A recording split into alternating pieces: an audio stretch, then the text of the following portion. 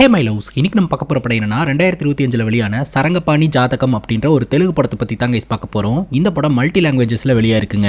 இந்த படத்தோட ஒன்லைனர் என்னன்னா, ஒரு கார் ஷோரூமில் வேலை பார்க்கக்கூடிய நம்ம ஹீரோ தன்னை விட தன்னோட ஜாதகத்தை அதிகமாக நம்புறாருங்க. அவரோட ஜாதகத்தில் என்ன இருக்கோ அது அப்படியே இது வரைக்கும் நடந்திருக்கு, இனிமேலும் ஜாதகத்தில் இருக்கிறபடி தான் நம்ம வாழ்க்கை இருக்கும் அப்படின்னு சொல்லிட்டு ஜாதகத்தை கண்மூடித்தனமாக நம்புறாருங்க. அவரோட ஜாதகத்தில் ஒரு கொலையை பண்ணா மட்டும்தான் இவரோட இல்லற வாழ்க்கை நல்லா இருக்கும் அப்படின்ற மாதிரி போட்டிருக்கு. இவர் ஒரு கொலையை பண்ணினாரா, அடுத்தடுத்து என்ன நடந்தது அப்படின்றது தான் மொத்த படமே. இது ஒரு ஃபீல் குட் ஃபேமிலி என்டர்டைன்மெண்ட் படங்க. ஃபேமிலியோட பார்த்து என்ஜாய் பண்ணக்கூடிய ஒரு படம் தான். வீடியோக்குள்ள போறதுக்கு முன்னாடி உங்க ஜாதகத்துல என்ன இருக்கு அப்படின்றத நான் ப்ரெடிக்ட் பண்ணி சொல்லவா? கட்டம் என்ன சொல்லுது அப்படின்னா, சரண் என்டர்டைன்மெண்ட்னு ஒரு யூடியூப் சேனல் இருக்கு. அந்த சேனலை மட்டும் நீங்க சப்ஸ்கிரைப் பண்ணிட்டீங்க அப்படின்னா உங்க பொழுதுபோக்குக்கு பஞ்சமே இருக்காது. அதனால உடனடியாக சப்ஸ்கிரைப் பண்ணிருங்க.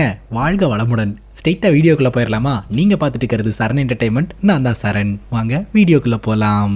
படத்தோட ஸ்டார்டிங் சீனில் நம்ம ஹீரோவை கட்டுறாங்க. நம்ம ஹீரோடைய பேரு சாரங்கபாணி. நம்ம ஹீரோ ஒரு கார் ஷோரூம்ல சேல்ஸ் எக்ஸிக்யூட்டிவா ஒர்க் பண்ணிட்டு இருக்காருங்க. ஹீரோடைய கேரக்டரை பத்தி சொல்லணும் அப்படின்னா, தன்னை விட தன்னோட ஜாதகத்தை அதிகமா நம்பக்கூடிய ஒரு ஆளுங்க. அவரோட வாழ்க்கையில இது வரைக்கும் நிறைய விஷயங்கள் ஜாதகத்துல சொன்னபடியே நடந்ததுனால தொடர்ந்து ஜாதகத்தை நம்பிட்டு இருக்காருங்க. காலையில எழுந்திரிச்ச உடனே லேப்டாப்ல இன்றைய நாள் எப்படி இருக்க போகுது அப்படின்ற மாதிரி பார்த்துக்கிட்டு இருக்காரு. இன்னைக்கு இவரோட வாழ்க்கையில ஏதோ ஒரு அற்புதம் நடக்க போகுது அப்படின்ற மாதிரிலாம் போட்டுருக்காங்க. அதை நினைச்சு சந்தோஷப்பட்டுக்கிட்டு இருக்காரு. ஹீரோடைய அப்பா திட்டுறாரு, நான் எவ்வளவு பிராக்டிக்கலான ஒரு ஆளு, ஆனா எனக்கு பிறந்தவன் எப்ப பார்த்தாலும் இந்த ஜாதகத்தை நம்பியே இருக்கிறான் அப்படின்ற மாதிரி சொல்றாருங்க. அதுக்கு நம்ம ஹீரோ சொல்றாரு, நான் 10th படிக்கும்போது ஃபெயில் ஆயிருவேன் வீட்டில் இருக்கிற எல்லாருமே திட்டினீங்க, ஆனா ஜாதகத்துல என்ன போட்டுருந்துச்சு, நான் ஃபர்ஸ்ட் கிளாஸ்ல பாஸ் பண்ணுவேன் அப்படின்ட்டு. ஜாதகத்துல சொன்னபடியே நான் ஃபர்ஸ்ட் கிளாஸ்ல பாஸ் பண்ணனா, அதே சமயம் நான் காலேஜ்ல டிகிரியில நான் ஃபர்ஸ்ட் கிளாஸ்ல பாஸ் பண்ணிடுவேன் அப்படின்னு நீங்க எல்லாருக்கிட்டையுமே சொல்லிட்டு இருந்தீங்க. ஆனா எனக்கு தெரியும் நான் ஃபர்ஸ்ட் கிளாஸ்ல பாஸ் பண்ண மாட்டேன்னு. ஏன்னா ஜாதகத்துல 3rd கிளாஸ்னு மென்ஷன் ஆயிருந்துச்சு. ஸோ சொன்ன மாதிரியே நான் 3rd கிளாஸ்ல பாஸ் பண்ணனா ஒரு மிகப்பெரிய இன்டர்நேஷனல் கம்பெனில வேலை கிடைக்கும் அப்படின்னு சொல்லி ஜாதகத்துல போட்டுருந்துச்சு. சொன்னபடியே ஒரு மிகப்பெரிய இன்டர்நேஷனல் கம்பெனில எனக்கு சேல்ஸ் எக்ஸிக்யூட்டிவ் வேலை கிடைச்சதா அப்படின்ற மாதிரி ஹீரோ சொல்றாருங்க. அதனால இது வரைக்கும் நம்ம ஹீரோட வாழ்க்கையில எல்லாமே ஜாதகத்துல சொன்னபடி நடந்ததுனால இனிமேலும் ஜாதகத்துல சொன்னபடியே நடக்கும் அப்படின்றத கண்மூடித்தனமா ஹீரோ நம்புறாருங்க. இப்போ நம்ம ஹீரோவும் ஹீரோட பெஸ்ட் ஃப்ரெண்டும் அந்த கார் ஷோரூமுக்கு வேலைக்கு போறாங்க. வண்டியை பார்க் பண்ணிட்டு இருக்கும் போதே ஹீரோடைய ஃப்ரெண்டு சந்து கேட்கிறாரு, நீ அடிக்கடி சொல்லிட்டு இருப்பியோ ஒரு ஸ்பெஷல் டேன்னு சொல்லிட்டு, அந்த ஸ்பெஷல் டே இதுதானே, இன்னைக்காவது உன்னோட காதல உன்னோட கேர்ள் ஃப்ரெண்ட் கிட்ட சொல்லிருவியா அப்படின்னு கேட்கும்போது, எது எப்படியோ நான் சொல்லி ஆகணும்டா, ஜாதகத்திலையும் அந்த ஜாதகம் பார்க்கக்கூடிய ஆப்லயும் இன்னைக்கு ஏதோ ஒரு அற்புதம் நடக்கும் அப்படின்ற மாதிரி சொல்லியிருக்காங்க, பாப்போம் அப்படின்ற மாதிரி சொல்லிட்டு இவங்க வேலைக்கு போறாங்க. பார்த்தா ஷோரூம்ல ஒர்க் பண்ணிட்டு இருக்கக்கூடிய ரமேஷ் அப்படின்றவர மேனேஜர் கண்டபடி திட்டிட்டு போறாருங்க. என்னடா ஆச்சு அப்படின்னு கேட்கும்போது, அந்த பொண்ணு நம்ம ஷோரூம்ல தான் கார் எடுத்திருக்கு, ஆட்டோமேட்டிக் காரா கியர் கார் அப்படின்னு நினைச்சிட்டு பட்டுன்னு கீரை போட்டு தட்டி இருக்குது, கீர் பாக்ஸ் டேமேஜ் ஆயிடுச்சு, உடனே நான் தான் சரியா எக்ஸ்பிளைன் பண்ணல அப்படின்னு சொல்லிட்டு டேமேஜஸ் எல்லாம் ஏன் மேல போட்டுட்டு என்னைய பிடிச்சி திட்டிட்டு போறாரு. பொண்ணுங்களை பார்த்தாலே இவர் பயங்கரமா வழியிறாரு. தயவு செஞ்சு அந்த அஸ்ட்ராலஜி ஆப்பை பத்தி எனக்கும் சொல்லிக் கூட, நானும் செக் பண்ணிட்டு கொஞ்சம் கவனமா இருந்துக்கிறேன் அப்படின்ற மாதிரி அவர் சொல்லிக்கிட்டு இருக்காருங்க. இந்த ஷோரூம்ல இன்னொரு மேனேஜரும் இருக்காங்க. அவங்க பேரு தான் மைத்திலி. நம்ம ஹீரோ ஒரு பொண்ணை லவ் பண்ணிக்கிட்டு இருக்கிறதா நம்ம பார்த்தோம் இல்லையா, அந்த பொண்ணு வேற யாரும் கிடையாது, மைத்திலி தான். நம்ம ஹீரோ சேல்ஸ் எக்ஸிக்யூட்டிவா இருக்காரு, ஆனா அவங்க மேனேஜரா இருந்துட்டு இருக்காங்க. எப்படி அவரோட காதல சொல்றது அப்படின்னு தயங்கிட்டு இது வரைக்கும் காதல சொல்லாமே இருந்துட்டாருங்க. சோ இன்னைக்கு ஜாதகத்தின் படி அவருடைய நாள் நல்லா இருக்கு, இன்னைக்கு அவரோட காதல சொல்லிடலாம் அப்படின்னு சொல்லிட்டு இன்னைக்கு நம்ம ஹீரோயின் கிட்ட போயிட்டு, இன்னைக்கு நீங்க ரொம்ப அழகா இருக்கீங்க அப்படின்ற மாதிரி சொல்ல, நான் எல்லா நாளும் யூனிஃபார்ம்ல தான் வந்துட்டு இருக்கேன், இன்னைக்கு என்ன ஸ்பெஷல் அப்படின்னு கேட்கும்போது, அது என்னவோ தெரியல, இன்னைக்கு ரொம்ப அழகா இருக்கீங்க அப்படின்ற மாதிரி ஹீரோ சொல்றாருங்க. அப்புறம் உங்ககிட்ட ஒரு விஷயத்தை பத்தி பேசணும் மேடம் அப்படின்னு சொல்ல, இங்க வேணாம் காஃபி ஷாப்புக்கு போலாம் அப்படின்னு சொல்லிட்டு இவங்க ரெண்டு பேரும் பக்கத்துல இருக்கக்கூடிய காஃபி ஷாப்புக்கு போறாங்க. பேசிக்கா நம்ம ஹீரோ பாத்தீங்கன்னா ஹீரோயின் கிட்ட காதல சொல்றதுக்கு முன்னாடியே பட்டுன்னு ஹீரோயின் எனக்கு உன்னை பிடிச்சிருக்கு, நான் உன்னை காதலிக்கிறேன் அப்படின்னு சொல்லிடுறாங்க. ஹீரோக்கு தூக்கி வாரி போட்டுருது. என்னடா இது, ஜாதகத்துல அற்புதம் நடக்கும்னு சொல்லியிருந்தாங்க, இதுதான் அந்த அற்புதமா அப்படின்னு சொல்லி ஹீரோ மனசுக்குள்ளேயே கொண்டாடுறாரு. ஆனாலும் ஹீரோக்கு ஒரு டவுட் வருதுங்க. உடனே ஹீரோயின் கிட்ட கேட்டுறாரு, நீங்க ஒரு அழகான படிச்ச பொண்ணு, உங்களுக்கு எப்படி என்ன பிடிச்சது அப்படின்னு கேட்க, good question, one word answer பண்ணவா இல்ல மல்டிபிள் ஆன்சர்ஸ் பண்ணவா அப்படின்னு கேட்கும்போது, ஒரு எஸ்ஸே சொன்னாலும் பரவாயில்ல அப்படின்னு ஹீரோ சொல்றாருங்க. அதுக்கு ஹீரோயின் சொல்றாங்க, நான் பிராக்டிக்கலான ஒரு ஆளு, என்னை தேடி ஒரு ராஜகுமாரன் வருவான், அப்புறம் மேரேஜ் வந்து சொர்க்கத்தில் நிச்சயிக்கப்படுது அப்படின்றது எல்லாம் நம்பாத ஒரு ஆளு, எனக்கு பிடிச்சது அதனால நான் சொல்லிட்டேன் அப்படின்ற மாதிரி சொல்ல, இது ஒன்றும் பிராங்க் இல்ல அப்படின்ற மாதிரி ஹீரோ கேட்கிறாரு. பிராங்க் எல்லாம் இல்ல, உண்மையை தான் சொல்றேன் அப்படின்னு ஹீரோயின் சொல்லிடுறாங்க. அதுக்கப்புறம் இவங்க ரெண்டு பேரும் ஜாலியா லவ் பண்ண ஆரம்பிக்கிறாங்க. ஒரு முறை பாத்தீங்கன்னா ஹீரோனுடைய கேபின்குள்ள இவங்க ரெண்டு பேரும் லவ் பண்ணிட்டு இருக்கும்போது பட்டுன்னு அந்த பொண்ணுங்க கிட்ட வழியக்கூடிய அந்த மேனேஜர் உள்ள வந்துடுறாரு. அவருடைய பேரு சைமனுங்க. பட்டுன்னு இவங்க ரெண்டு பேரும் நார்மலா ரியாக்ட் பண்றாங்க. ஆனா இந்த சைமனுக்கு தெரிஞ்சு போச்சு இவங்க ரெண்டு பேருக்குள்ள ஏதோ ஒன்று போயிட்டு இருக்கு அப்படின்னு சொல்லிட்டு. உடனே ஹீரோயின் சொல்றாங்க, நான் சேல்ஸ் விஷயமா தான் இவர்கிட்ட பேசிட்டு இருந்தேன், சரி நீங்க போலாம் அப்படின்ற மாதிரி சொல்ல, நம்ம ஹீரோ வெளியில வராரு. அப்ப அந்த சைமன் சொல்றாரு, ஆஃபீஸ் பியூட்டிவே கரெக்ட் பண்ணிட்டலடா அப்படின்ட்டு. இப்போ நம்ம ஹீரோட ஃப்ரெண்டும் பாத்தீங்கன்னா கேண்டீன்ல இருக்காங்க. ஹீரோ டல்லா இருக்காரு. என்னடா ஆச்சு அப்படின்னு கேட்கும்போது, இல்லடா என் கேர்ள் ஃப்ரெண்டு மும்பைக்கு ஒரு வேலை விஷயமா போறாலாம், போயிட்டு வந்ததுக்கு அப்புறம் தான் இந்த கல்யாண விஷயத்தை பத்தி எல்லாம் வீட்டுல பேச போறோம், அதான் ஒரு மாதிரி நர்வஸா இருக்கு அப்படின்ற மாதிரி சொல்ல, டி அதெல்லாம் ஒன்னும் கவலைப்படாத, இன்னைக்கு என்னோட ஃப்ரெண்டு ஒருத்தன் கிளப்ல பர்த்டே பார்ட்டி ஒன்று ஏற்பாடு பண்ணியிருக்கான், உன்னையும் நான் கூட்டு போறேன், நம்ம 2 பேரும் போய் அங்க ஜாலியா சரக்கடிக்கலாம், ஃபுல்லா என்ஜாய் பண்ணலாம். ஹேங் ஓவர்ல இருந்து வெளியில வரும்போது உங்க கேர்ள் ஃப்ரெண்டு மும்பைல இருந்து வந்துருவாள்ல அப்படின்ற மாதிரி சொல்ல, சரின்னு கேட்டுட்டு இவங்க 2 பேரும் அந்த பார்ட்டியில கலந்துக்கிறதுக்காக போறாங்க. ஃபுல்லா குடிச்சிட்டு என்ஜாய் பண்ணிக்கிட்டு இருக்காங்க. அப்பதான் அந்த இடத்துக்கு செலிபிரிட்டி அஸ்ட்ராலஜர் அப்படின்னு சொல்லிட்டு ஒரு நபர் வராருங்க. ரொம்ப பிரபலமான கைரேகை நிபுணருங்க. அவரு இந்த மாதிரி பசங்க கூட சேர்ந்து ஜாலியா பார்ட்டி பண்ணக்கூடிய ஒரு ஆள் தாங்க. இருந்தாலும் பெரிய பெரிய ஆட்களுக்கெல்லாம் பாத்தீங்கன்னா கைரேகை பார்த்து அதை கரெக்டா சொல்லுவாரு. அவர் சொல்றது 100% கரெக்டா இருக்கும் அப்படின்னு நிறைய பேர்னால நம்பப்படுது. அதனாலேயே பாத்தீங்கன்னா இவர் ஒரு செலிபிரிட்டியா இருந்துகிட்டு இருக்காருங்க. நம்ம ஹீரோ பத்தி தான் சொல்லவே தேவையில்லையே. தன்னை நம்புறாரோ இல்லையோ, ஆனா அவரோட ஜாதகத்தை 100% நம்புவாருங்க. அதனால அந்த செலிபிரிட்டி அஸ்ட்ராலஜர் கிட்ட அவரோட கையை காட்டி கைரேகையில என்ன போட்டிருக்கு அப்படின்றத தெரிஞ்சுக்கணும்னு நினைக்கிறாருங்க.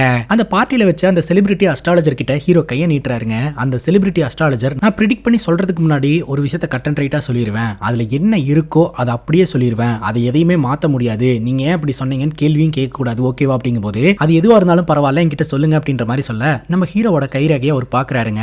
வாழ்க்கையோட ரேகை கரெக்டா இருக்கு, திருமண வாழ்க்கையோட ரேகையும் கரெக்டா இருக்கு.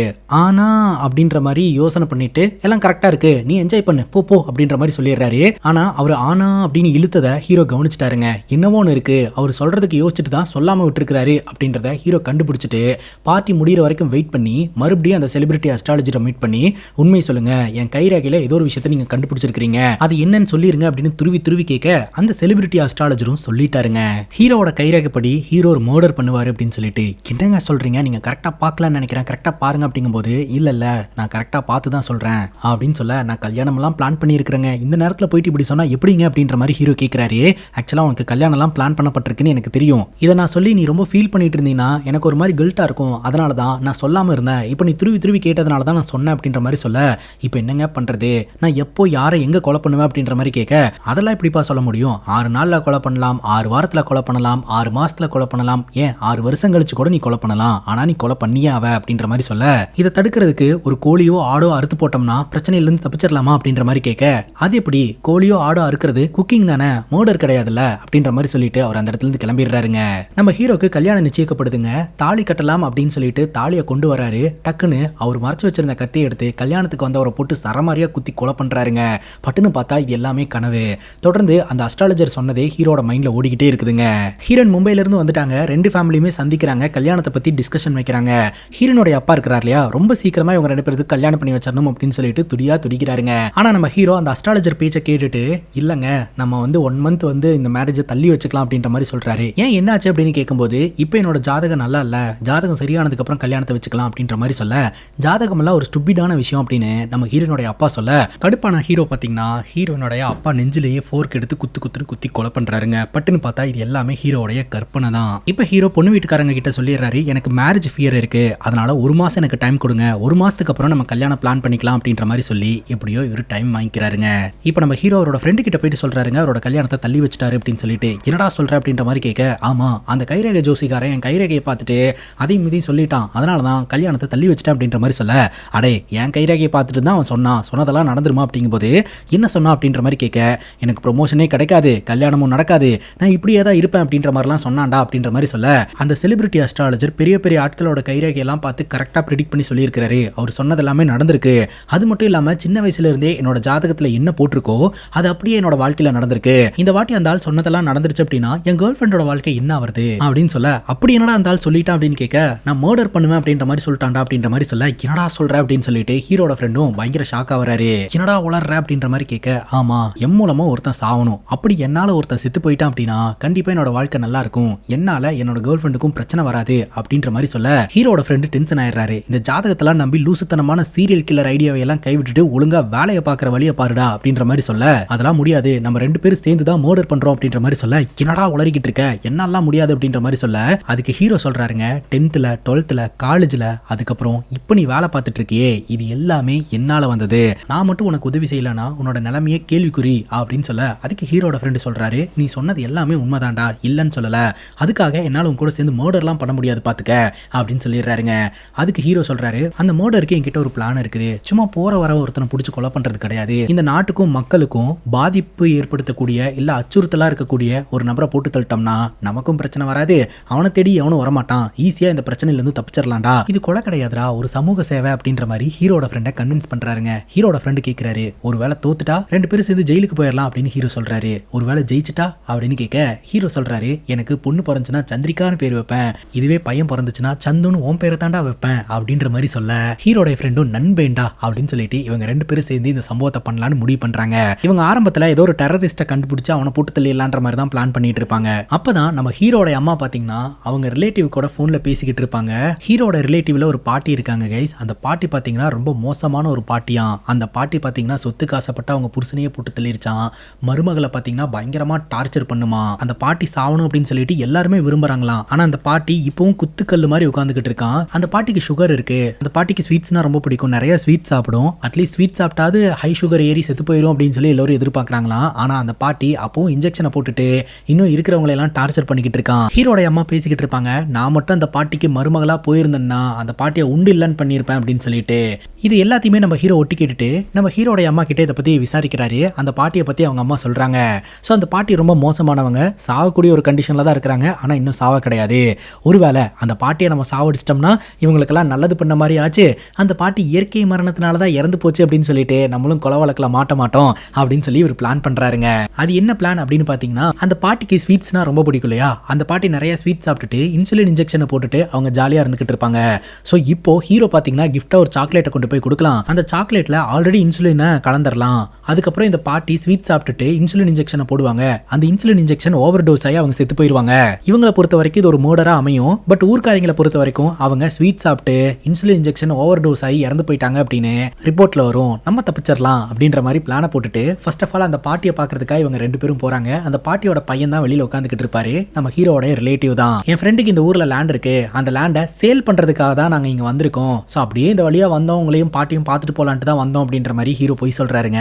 பாட்டி எப்படி இருக்காங்க அப்படின்னு கேட்க, பாட்டிக்கு என்ன இருக்கிறவங்களை எல்லாம் டார்ச்சர் பண்ணிக்கிட்டு இருக்குது அப்படின்ற மாதிரி சொல்ல, பார்க்கலாமா அப்படின்னு கேட்க, இந்த உள்ளதா இருக்காங்க போய் பாருங்க அப்படின்னு சொல்ல, நம்ம ஹீரோவும் ஹீரோட ஃப்ரெண்டும் அந்த பாட்டியை பார்க்கறதுக்காக போகும்போதே அந்த பாட்டி என்ன சொல்றாங்கன்னா, அவன் யாரு, அவன் என்ன ஜாதி, நான் டெய்லி பூஜை பண்ணக்கூடிய ஒரு ஆளு, சுத்தபத்தமா இல்லாதவங்களை எல்லாம் நான் உள்ள அலோ பண்ண மாட்டேன் அப்படின்ற மாதிரி பயங்கரமா திட்டுறாங்க. உடனடியாக அவனை வெளியில போக சொல்லு அப்படின்ற மாதிரி சொல்றாங்க. உடனே நம்ம ஹீரோட ஃப்ரெண்டு கிட்ட பேசுறதுக்காக வராரு. ஹீரோட ஃப்ரெண்டு டென்ஷன் ஆயிடுறாரு. இருறா அந்த சாக்லேட்டை நானே அதோட வாய்க்குள்ள துணிச்சு சாவடிச்சிடறேன் அப்படின்ட்டு. டே கொஞ்சம் அமைதியா இருறா, நான் சமாளிக்கிறேன் அப்படின்ற மாதிரி சொல்லிட்டு அதுக்கப்புறம் இந்த பாட்டி கிட்ட நம்ம ஹீரோ போய் பேச்சு கொடுக்க ஆரம்பிக்கிறாருங்க. அப்போ அந்த பாட்டி பேச்சு வழக்கிலே எல்லாத்தையும் சொல்லிடுது. அவங்க புருஷனை போட்டு தள்ளினது அந்த பாட்டி தானா, மருமகளை போட்டு தள்ளினது அந்த பாட்டி தானா, அவங்க புருஷன் உயிருக்கு போராடிட்டு இருந்தாராம், ஏன் இழுத்துக்கிட்டு இருக்க அப்படின்னு சொல்லிட்டு சாவடிச்சிட்டாங்களாம், மருமக ரொம்ப டார்ச்சர் பண்ணா அப்படின்னு சொல்லிட்டு மருமகளை போட்டு தள்ளிருச்சான். இது எல்லாம் கேட்டு ஹீரோ ஷாக்கா வராரு. அதே சமயம் நம்ம ஹீரோ பாத்தீங்கன்னா கொண்டாந்து அந்த சாக்லேட்டை காட்டுறாரு. இது ஃபாரின் சாக்லேட், இந்த சாக்லேட் ரொம்ப டேஸ்டா இருக்கும், உங்களுக்கு சுகர் இருக்குன்னு சொன்னாங்களே, இந்த சாக்லேட்டை சாப்பிடலாமா அப்படின்னு கேட்கும்போது, எனக்கு சுகர்லாம் ஒன்றும் கிடையாது, நான் நிறைய சீட் சாப்பிடுவேன், இன்ஜெக்ஷன் போடுவேன், நான் ஜாலியா இருப்பேன் அப்படின்ற மாதிரி சொல்ல, சரி இந்தாங்க சாப்பிடுங்க அப்படின்ற மாதிரி சொல்லிட்டு ஹீரோட ஃப்ரெண்டு வெளியில வராங்க. அந்த பாட்டியோட பையன் கிட்ட நாங்க போயிட்டு வரோம் அப்படின்ற மாதிரி சொல்ல, நெக்ஸ்ட் எப்போ வருவீங்க அப்படின்னு கேட்கும்போது, தகவல் தெரிஞ்ச உடனே வரோம் அப்படின்ற மாதிரி சொல்ல, தகவல் தெரியணுமா அப்படின்னு கேட்க, அதாவது இந்த லேண்ட் விற்கிற விஷயமா தகவல் தெரிஞ்சதுக்கு அப்புறம் வரோம் அப்படின்ற மாதிரி சொல்லிட்டு அவங்க அந்த இடத்துல இருந்து கிளம்பிடுறாங்க. அதுக்கப்புறம் இவங்க நினைச்ச தகவல் வந்து சேருதுங்க. அந்த பாட்டி இறந்து போயிட்டாங்க அப்படின்னு சொல்லிட்டு ஹீரோ அவரோட குடும்பத்தோட இறுதி சடங்குல கலந்துக்கிறதுக்காக போறாருங்க. கூட ஹீரோட ஃப்ரெண்டும் வந்திருக்கிறாரு. அப்ப பாட்டியோட டெட் பாடியை பார்க்கும்போது, ஏன்டா சாக்லேட் கொடுத்து என்ன சாவடிச்சிட்டியடா அப்படின்னு பாட்டி கேட்கிற மாதிரி ஹீரோக்கு இமேஜினேஷன்லாம் வருதுங்க. எண்ட் ஆஃப் த டே இவங்க நினைச்சது நடந்துருச்சு அப்படின்னு சொல்லிட்டு ஹீரோ மனசுக்குள்ள கொஞ்சம் சந்தோஷப்பட்டுக்கிட்டு இருக்காருங்க. அப்போ அந்த இளவு வீட்டுக்கு வந்த ஒரு சின்ன பொண்ணு பாத்தீங்கன்னா பாட்டியோட கட்டல் கிட்ட இந்த பாக்ஸ் ஒன்று கிடைச்சது அப்படின்ற மாதிரி தூக்கிட்டு வந்திருக்கு. அந்த பாக்ஸை நம்ம ஹீரோ தூரத்துல இருந்து பாக்குறாரு. அது வேற எந்த பாக்ஸும் கிடையாது, நம்ம ஹீரோ அந்த பாட்டி கிட்ட ஃபாரின் சாக்லேட்னு கொடுத்தாரு அந்த பாக்ஸ் தான். அது இன்னும் பிரிக்காமையே இருக்குதுங்க. அப்பதாங்க தெரிய வருது, பாட்டி இந்த ஸ்வீட்டை சாப்பிட்டு இறந்து போல, அந்த பாட்டி நார்மலாவே ஸ்வீட் சாப்பிட்டு இறந்து போயிருக்காங்க அப்படின்ட்டு. அந்த குழந்தை அந்த ஸ்வீட் பாக்ஸ் ஓபன் பண்ணுது. அதுல இருக்கக்கூடிய ஸ்வீட்டை சாப்பிடலான்னு வரும்போது ஹீரோ பட்டுன்னு போய் தடுத்துறாரு. ஏன்னா அந்த ஸ்வீட்ல இன்சுலின் இன்ஜெக்ஷன் வந்து போடப்பட்டிருக்கு. அந்த குழந்தை சாப்பிட்டா அந்த குழந்தைக்கு ஏதோ ஒன்று ஆயிரும் அப்படின்னு சொல்லிட்டு அங்க சண்டை போட்டு அந்த குழந்தை கையில இருக்கக்கூடிய சாக்லேட்டை புடுங்குறாருங்க. சுத்தி இருக்கிறவங்க கண்ணுக்கெல்லாம் என்ன தோணுது அப்படின்னா, அந்த குழந்தை சாப்பிட்ற சாக்லேட்டை இவன் புடுங்கி சாப்பிடணும்னு நினைக்கிறான், இவன் எப்பேற்பட்ட ஆளு அப்படின்ற மாதிரி பார்த்துக்கிட்டு இருக்காங்க. பட் அதுக்கு பின்னாடி இருக்கக்கூடிய விஷயம் ஹீரோக்கு மட்டும்தானே தெரியும். ஸோ அந்த அதிரி புதிரி சம்பவத்தில் நம்ம ஹீரோட ஃப்ரெண்டு தடுமாறி போய் பாட்டியோட டெட் பாடி மேலேயே விழுக, அப்போ ஹீரோட ஃப்ரெண்டுக்கு ஒரு இமேஜினேஷன் வருது, நீ என்ன சாதி என்ன குளம் சுத்தப்பத்தம் இல்லாமல் எப்படி என் வீட்டுக்குள்ள வரலாம் அப்படின்னு பாட்டி திட்டுற மாதிரி இமேஜினேஷனுங்க. அதுக்கப்புறம் எப்படியோ ஹீரோ அந்த குழந்தை கையில் இருக்கக்கூடிய சாக்லேட்டை பிடிங்கிட்டு ஓடி போய் அங்கே இருக்கக்கூடிய ஆற்றுல வீசிடுறாரு. அந்த குழந்தை உள்ள அழுதுகிட்டே இருக்கும். இப்போ அந்த சடங்கு வீட்டில இருந்து ஹீரோ அவரோட ஃபேமிலியோட கிளம்பும் போது ஹீரோட அப்பா பயங்கரமா திட்டிட்டு வந்துட்டு இருக்காரு. ஏன்டா உனக்கு சாக்லேட் வேணும்னா போய் வாங்கி சாப்பிட வேண்டியதாண்டா, எதுக்குடா சின்ன குழந்தை கையில் இருக்கக்கூடிய சாக்லேட்டை பிடுங்குற, எல்லாத்துக்கு முன்னாடி எங்க மான மரியாதையே வாங்கிட்டடா அப்படின்ற மாதிரி திட்டிக்கிட்டு பேசிக்கிட்டு இருக்காங்க. இப்போ ஹீரோவும் ஹீரோட ஃப்ரெண்டும் டிஸ்கஸ் பண்ணிட்டு இருக்காங்க. இந்த பாட்டி உன்னால சாவலனா அப்ப நீ மறுபடியும் மர்டர் பண்ணி தானே ஆகணும், என்ன பண்ண போற அப்படின்னு கேட்டுட்டு இருக்கும்போதே ஹீரோ பயங்கரமா கதறாரு. என்னடா ஆச்சு அப்படின்னு கேட்கும்போது இந்த பாட்டி செத்து போயிட்டாங்க அப்படின்ற தகவல் தெரிஞ்ச உடனே நான் நேரடியா என்னோட மாமனார் வீட்டுக்கு போயிட்டு அடுத்த முகூர்த்தத்திலேயே கல்யாணத்தை ஃபிக்ஸ் பண்ணிருங்க, நான் கல்யாணத்துக்கு ரெடி ஆயிட்டேன் அப்படின்னு சொல்லிட்டு வந்துட்டேன். ஆனா இப்பதான் தெரிய வருது அந்த பாட்டி என்னால சாகல, அவங்களா இறந்து போயிட்டாங்கன்ட்டு. கல்யாணம் பண்றதுக்கு முன்னாடி இந்த ஒரு விஷயத்த நான் பண்ணிட்டேன் அப்படின்னா கல்யாணத்துக்கு அப்புறம் நான் சந்தோஷமா இருப்பேன், சீக்கிரமா ஏதாவது ஒண்ணு பண்ணி ஆகணும், என்னோட மாமனார் வேற தேதி குவிக்கிறதுக்காக சாமியாரை பாக்குறதுக்கு போயிட்டாரு அப்படின்ற மாதிரி சொல்லிட்டு உடனடியா அடிச்சு புடிச்சு அந்த இடத்துக்கு போறாருங்க. கல்யாணத்தை போஸ்ட்போன் பண்ணிக்கலாம் அப்படின்றாரு. ஹீரோயினோட அப்பா என்னப்பா ஆச்சு அப்படின்னு கேட்கும்போது ஜாதகம் சரியில்லை, கட்டங்கள்லாம் மாறிடுச்சு அப்படின்றாரு. இப்பதான் வந்து சொன்ன கட்டமெல்லாம் சரியாயிடுச்சு, அடுத்த முகூர்த்தத்திலேயே கல்யாணம் பண்ணிக்கலாம், தேதியை கூறிங்க அப்படின்ட்டு. அதுக்குள்ள எப்படிப்பா மாறு அப்படிங்கும்போது இல்ல என்னோட ஜோசியர் சொன்னாரு எல்லாமே மாறிடுச்சுன்னு அப்படின்னு சொல்ல, இல்லையே இந்த ஜோசியர் வந்து எல்லாமே கரெக்டா இருக்குன்னு சொல்றாரு, உங்க ரெண்டு பேர்த்தோட ஜாதகமும் நல்லா இருக்குன்னு சொல்றாரு அப்படின்னு சொல்ல, இல்ல இல்ல ஏன் ஜோசிகார் அப்படிதான் சொல்லியிருக்கிறாரு, அதனால மாத்திரலாம் அப்படின்ற மாதிரி இவர் சொல்லிடுறாருங்க. இதனால பாத்தீங்கன்னா ஹீரோனுடைய அம்மா அப்பாக்கு ஹீரோ மேல ஒரு அதிருப்தி ஏற்படுதுங்க. என்னடா அது இவங்க இப்படி மாத்தி மாத்தி பேசிட்டு இருக்காங்களே அப்படின்ட்டு. ஹீரோயின் கூப்பிட்டு கேட்குறாங்க, என்னாச்சு உன் லைஃப்ல வேற யாராவது கேர்ள் இருக்காங்களா அப்படின்னு கேட்கும்போது அப்படியெல்லாம் ஒன்றும் கிடையாது, ஜாதகம் மட்டும்தான் பிரச்சனை, என்னோட ஜோசிகாரங்க இந்த டைம்ல கல்யாணம் பண்ணா கரெக்டா இருக்காதுன்னு சொல்றாங்க, அதனால தான் போஸ்ட்போன் பண்ணலாம்னு சொல்றேன் அப்படின்ற மாதிரி ஹீரோ சொல்லிடுறாருங்க. அதுக்கப்புறம் நம்ம ஹீரோ வழக்கம் போல வேலைக்கு கிளம்பி போறாருங்க. ஹீரோட வீட்லயும் பயங்கரமா திட்டுறாங்க, நீ ஜாதகத்தை வச்சுட்டு இந்த மாதிரிலாம் பண்ணிட்டு இருக்காது அப்படின்னு சொல்லிட்டு. ஆனா ஹீரோ காதலியே போட்டுக்க மாட்டேன்றாருங்க. இப்போ வேலைக்கு போகும்போது ஹீரோயினுடைய கேபின்குள்ள அந்த சுமன் பாத்தீங்கன்னா ஹீரோயின் கிட்ட வலிஞ்சு வலிஞ்சு பேசிட்டு இருக்கிறதையெல்லாம் ஹீரோ வெளியிருந்து பாக்குறாரு. ஹீரோட ஃப்ரெண்டும் சொல்றாரு, நீ வேற தொடர்ந்து உன் கேர்ள் ஃப்ரெண்டு கிட்ட போஸ்ட்பான் பண்ணிட்டே இருக்கிற, புடி கொடுக்க மாட்டேன்ற, அதனால அவங்களுக்கும் உன் மேல ஒரு அதிருப்தி ஏற்பட்டிருக்கும், அந்த தெரிஞ்சுக்கிட்ட இந்த சைமன் வந்து அந்த கேப்பை ஃபில் பண்றதுக்கு பாக்குறான் அப்படின்னு சொல்ல ஹீரோ சொல்றாரு, அந்த சைமனுக்கு தான் ஆல்ரெடி கல்யாணம் ஆயிடுச்சு அப்படின்ட்டு. சைமனோட மனைவி இறந்து போயிட்டாங்க, இப்போ அவன் சிங்கிளா தான் இருந்துட்டு இருக்கான், கார் ஷோரூமுக்கு வர எல்லா பொண்ணுங்க கிட்டயுமே அவன் பயங்கரமா ஃப்ளர்ட் பண்ணுவான், ஸோ இந்த ஆஃபீஸில் இருக்கக்கூடிய உன்னோட கேர்ள் ஃப்ரெண்டை விட்டு வைப்பானா என்ன, ஸோ நீ தான் கொஞ்சம் சுதாரிச்சுக்கணும் அப்படின்ற மாதிரி சொல்ல, சைமனோட மாமனார் கிட்ட போயிட்டு இதை பத்தி பேசலாம் அப்படிங்கும்போது தான் ஹீரோக்கு ஒரு ஷாக்கிங்கான விஷயமே தெரிய வருதுங்க. சைமனோட மனைவி இறந்து போனதுக்கு காரணமே இந்த சைமன் தானா.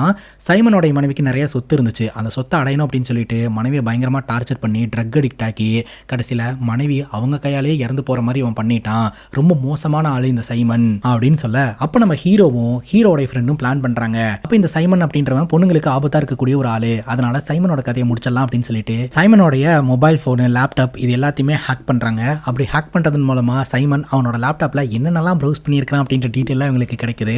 மேக்ஸிமம் பார்த்தீங்கன்னா அவன் டார்க் வெப்ல போயிட்டு பல விஷயங்களை அவன் பார்த்துக்கிட்டு இருந்திருக்கான். அதே சமயம் நம்ம ஹீரோவும் ஹீரோட ஃப்ரெண்டும் டார்க் வெப்ல ஒரு பெர்ஃப்யூம் ஒன்று ஆர்டர் பண்றாங்க. அது சாதாரண பெர்ஃப்யூமே கிடையாதுங்க. அந்த பெர்ஃப்யூம்ல ஃபர்ஸ்ட் 2 ப்ரெஸ்ல வந்துட்டு பெர்ஃப்யூம் வராது, பாய்சன் தான் வரும். ஸோ அந்த பாய்சனை வந்து சுவாசிக்கிறவங்க உடனடியாக இறந்து போயிடுவாங்க.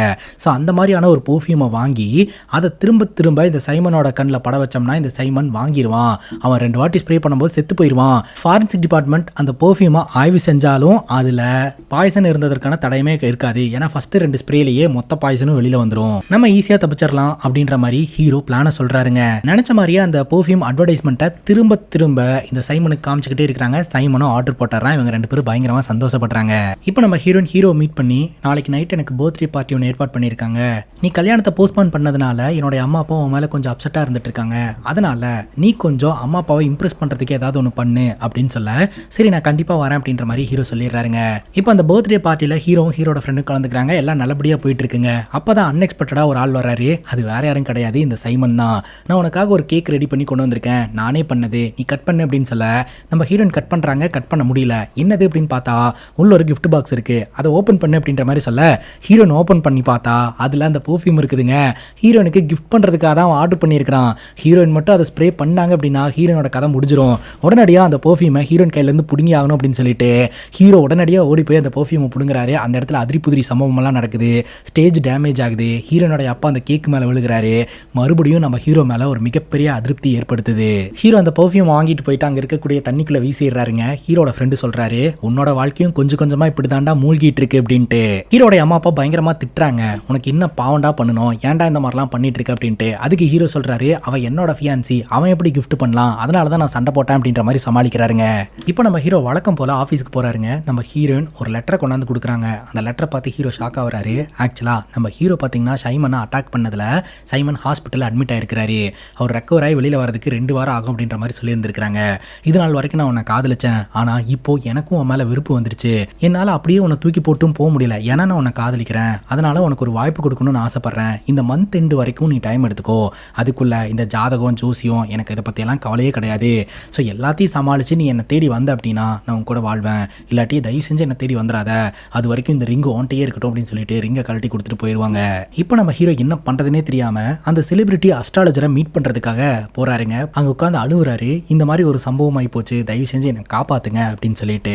அந்த செலிபிரிட்டி அஸ்ட்ராலஜரும் திரும்ப திரும்ப அதான் சொல்கிறாரு, உன்னோட கைரேகைப்படி நீ மர்டர் பண்ணியே ஆவ அப்படின்னு தான் இருக்கு. ஆனால் நம்ம ஹீரோ கல்யாணத்துக்கு முன்னாடி யாரோ ஒருத்தரை போட்டு தள்ளி அந்த ஒரு விஷயத்தை பைபாஸ் பண்ணணும் அப்படின்ற மாதிரி நினைக்கிறாரு. அதை பற்றி இந்த செலிபிரிட்டி அஸ்ட்ராலஜர் கிட்ட சொல்லும்போது அப்போதான் இந்த செலிபிரிட்டி அஸ்ட்ராலஜர், நீ ஒரு மோசமான ஒரு ஆளை போட்டு தள்ளணும்னு ஆசைப்படுறல, வேணா ஒரு நபர் இருக்கிறான் இந்த ஊர்லயே நம்பர் 1 பணக்காரன். அந்த பணக்காரன் பொண்ணுங்க விஷயத்துல ரொம்ப வீக்கான ஒரு ஆளு. அவனுக்கு ஒரு 60-65 வயசு இருக்கும், ஆனா 30 வயசு பொண்ணை கல்யாணம் பண்ணி வச்சிருக்கான். அதை விட கம்மியான ஏஜ்ல இருக்கக்கூடிய பொண்ணுங்களையும் கல்யாணம் பண்ணி கூடயே வச்சுப்பான். பிசினஸ் டீலுக்காக அந்த பொண்ணுங்களையே வித்துருவான். ரொம்ப மோசமான ஒரு ஆளு. அந்த மோசமான ஒரு ஆளு இந்த உலகத்துல இருந்தா பொண்ணுங்களுக்கு ஆபத்து. அதனால அவரோட கதையை முடிச்சிரு. ஹோட்டல் அப்படின்ற ஒரு ஹோட்டலுக்கு ஒரு பிசினஸ் மீட்டிங் விஷயமா அந்த ஆள் வருவாப்ல. பெரிய பெரிய பிசினஸ் மேன்ஸ் எல்லாம் அந்த ஒரு பார்ட்டியில கலந்துப்பாங்க. என்னையும் வந்து இன்வைட் பண்ணியிருக்காங்க, ஏன்னா அவங்களோட கிளைண்ட்ஸுக்கெல்லாம் கைரேகை பார்க்கணும்னு சொல்லிட்டு. ஸோ என்னோட இன்ஃப்ளூயன்ஸை பயன்படுத்தி உன்னையும் அந்த பார்ட்டிக்கு நான் வர வைக்கிறேன். அந்த இடத்துக்கு வந்து ரூஃப் டாப்ல இருந்து அந்த ஆளை பிடிச்சி தள்ளி விட்டு கொன்று அந்த ஆள் ஸ்லிப் ஆகி விழுந்துட்டாரு அப்படின்னு கதையை மாத்திரலாம். அதே சமயம் உன்னோடைய பிளானும் சக்சஸ் ஆயிரும் இல்லையா அப்படின்ற மாதிரி ஐடியாவை கொடுக்க ஹீரோ பார்த்தீங்கன்னா இதை பண்ணலாம் அப்படின்னு முடிவெடுக்கிறாருங்க. இப்போ நம்ம ஹீரோடைய ஃப்ரெண்டு சந்துவும் பார்த்தீங்கன்னா ராம்கி அப்படின்னு இன்னொரு ஃப்ரெண்டை மீட் பண்ணுறதுக்காக போகிறாங்க. ஸோ அவருடைய ரூமில் ஸ்டே பண்ணிட்டு தான் அந்த ஹோட்டலை டார்கெட் பண்ண போகிறாங்க. ஏன்னா அவருடைய ரூமில் இருந்து அந்த ஹோட்டல் கொஞ்சம் கிட்ட இருக்குதுங்க. ராம்கி கிட்ட வாழ்க்கையில் நீ என்னடா பண்ணிட்டு இருக்க அப்படின்னு கேட்கும்போது ராம்கி பார்த்தீங்கன்னா இங்கே இருக்கக்கூடிய ஒரு கம்பெனியில் ஒர்க் பண்ணிட்டு இருக்கிறாராம். பெரிய பெரிய பிராண்ட்ஸை பற்றி எல்லாம் பார்த்தீங்கன்னா நியூஸ் பேப்பரில் மேகசின்ஸ்லாம் வந்து எழுதுவாங்க இல்லையா, ஸோ அந்த மாதிரியான ஒரு வேலையை தான் இவர் பார்த்துக்கிட்டு இருக்கிறதா சொல்லிக்கிட்டு இருக்கிறாரு. எதிர்பார்த்த சம்பளமெல்லாம் எனக்கு கிடைக்கிறது இல்லை, பட் எனக்கு அது போதும், ஒரு நார்மலான வாழ்க்கையை நான் சந்தோஷமாக வாழ்ந்துகிட்டு இருக்கேன் அப்படின்ற மாதிரி ராம்கி சொல்கிறாருங்க. அப்போ நம்ம ஹீரோட ஃப்ரெண்டும் சொல்கிறாங்க, நாங்கள் புதுசாக ஒரு ஸ்டார்ட் அப் கம்பெனி ஆரம்பிக்க போகிறோம், ஸோ அதை பற்றின ஒர்க்குக்காக தான் இந்த ஊருக்கு வந்திருக்கிறோம் அப்படின்ற மாதிரி சொல்ல, ஸோ அந்த கம்பெனி மட்டும் டெவலப் ஆயிடுச்சுன்னா அதை பற்றின ஆர்டிக்கல் எழுதுகிற கான்ட்ராக்டை எங்கிட்டயே கொடுக்கணும், நான் தான் அதை பண்ணுவேன் அப்படின்ற மாதிரி சொல்ல, அதுக்கு என்ன தாராளமாக கொடுத்துட்றேன் அப்படின்ற மாதிரி சொல்லிடுறாருங்க. இப்போ நம்ம ஹீரோடைய பெஸ்ட் ஃப்ரெண்டும் பார்த்தீங்கன்னா ராம்கிக்கு தெரியாமல் காஃபி ஷாப்பில் தான் உட்காந்து அந்த ஹோட்டலில் வச்சு அவர் எப்படி போட்டு தள்ளுறது அப்படின்ற பிளான் எல்லாம் டிஸ்கஸ் பண்ணிப்பாங்க. சரி அன்னைக்கு இவங்கிட்ட என்னன்னு சொல்லிட்டு போகிறது அப்படின்னு சொல்லிட்டு, இந்த மாதிரி இந்த ஊர்லேயே மிகப்பெரிய பணக்காரர் இருக்கிறார் இல்லையா, அவர் வந்து அவருடைய பர்த்டே செலிப்ரேஷனுக்கு எங்களை இன்வைட் பண்ணியிருக்கிறாரு அப்படின்ற மாதிரி சொல்ல ஹீரோடைய ஃப்ரெண்டு ராம்கி பயங்கர ஷாக் ஆகிறாரு.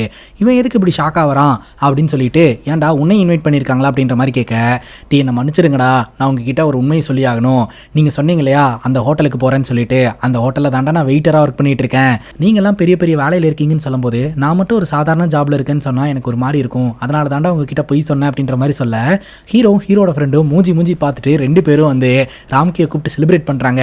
என்னடா என்னை இப்படி செலிப்ரேட் பண்ணுறீங்க அப்படின்ற மாதிரி கேட்க, அதெல்லாம் உனக்கு புரியாதுடா அப்படின்ற மாதிரி சொல்லிடுறாங்க. இப்போ ஹீரோட ஃப்ரெண்டும் ராம்கியை வச்சு அந்த ஹோட்டலுக்குள்ள போயிடலாம் அப்படின்றத முடிவெடுத்துறாங்க. இப்போ நம்ம ஹீரோடைய அப்பா இருக்கிறார் இல்லையா, ஹீரோனோட வீட்டுக்கு போயிட்டு ஹீரோ பண்ணதுக்கெல்லாம் மன்னிப்பு கேட்டு பிரச்சனையெல்லாம் சால்வ் பண்ணலாம்னு நினைக்கிறாரு.